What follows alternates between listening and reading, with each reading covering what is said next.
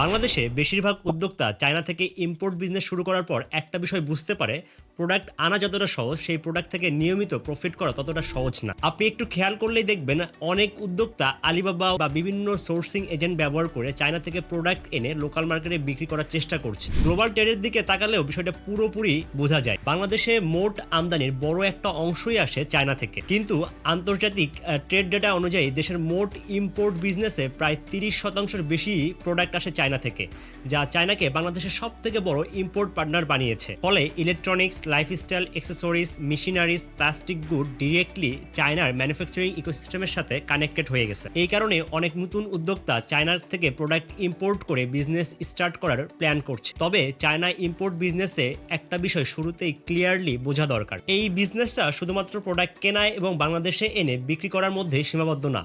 এর সাথে জড়িত থাকে product selection, supplier verification, shipping planning, cost calculation and market testing. যারা স্টেপ বাই স্টেপ এই বিষয়গুলো বোঝার চেষ্টা করে তাদের জন্য চায়না ইম্পোর্ট বিজনেস একটা লং টার্ম প্রফিট এনে দিতে পারে এবং একটা অপরচুনিটি ক্রিয়েট করতে পারে। আজকের ভিডিওতে আমরা ডিসকাস করব কিভাবে একটা বড় ইনভেস্টমেন্ট ছাড়াও চায়না থেকে প্রোডাক্ট ইম্পোর্ট করে আপনি আপনার বিজনেসটাকে গ্রো করতে পারেন।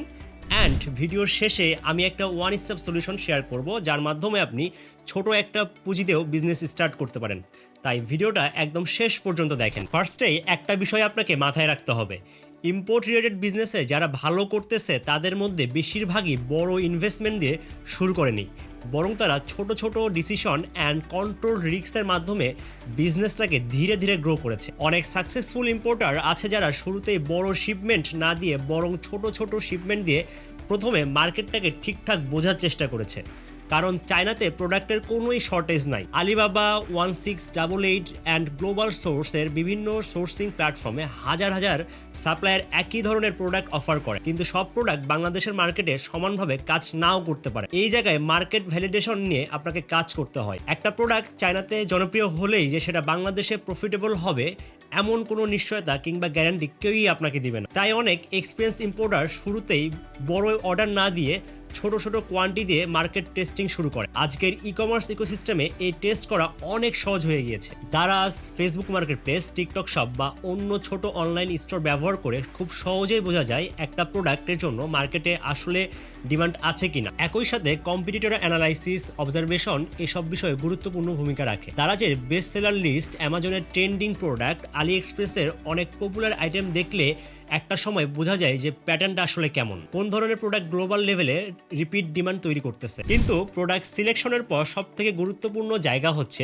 Supplier selection. আলিবাবাতে হাজার হাজার সাপ্লায়ার পাওয়া যায়, কিন্তু তাদের সবারই কোয়ালিটি, রিলায়েবিলিটি মেনটেন করে না। এই কারণে সাপ্লায়ার ভেরিফাই করার সময় কিছু বিষয় অবশ্যই মাথায় রাখতে হবে, যেমন supplier trade assurance status, previous buyer review, company verification, sample order, এই সব কিছু মাথায় রাখতে হবে। আলিবাবা থেকে সাপ্লায়ার নির্বাচন করার সময় অনেক সময় বায়ার সাধারণত বাল্ক অর্ডার দেওয়ার সময় স্যাম্পল অর্ডার দিয়ে প্রোডাক্ট কোয়ালিটি ভেরিফাই করে থাকে। কারণ ইন্টারন্যাশনাল সোর্সিং এর ক্ষেত্রে supplier verification and product testing এই বিষয়টা বায়ার গাইডলাইনগুলোতেও খুবই ইম্পর্টেন্স দিয়ে প্রেজেন্ট করা হয়ে থাকে। এরপর আসে শিপিং স্ট্র্যাটেজি। অনেক নতুন ইম্পোর্টাররা মনে করে প্রোডাক্টের দাম কম হলেই প্রফিট বেশি হবে, কিন্তু রিয়েল লাইফে চায়না ইম্পোর্ট বিজনেসে অনেক সময় প্রফিটের বড় অংশটাই নির্ভর করে শিপিং কস্ট কন্ট্রোলের উপরে। স্মল লাইট ওয়েট প্রোডাক্ট হলে শিপিং কস্ট ন্যাচারালি অনেক কম হয় এবং প্রফিট মার্জিনও অনেক বেশি হাই হয়। এই কারণে electronics accessories, mobile accessories, small gadget বা লাইফস্টাইল আইটেমের মতো প্রোডাক্ট অনেক সময়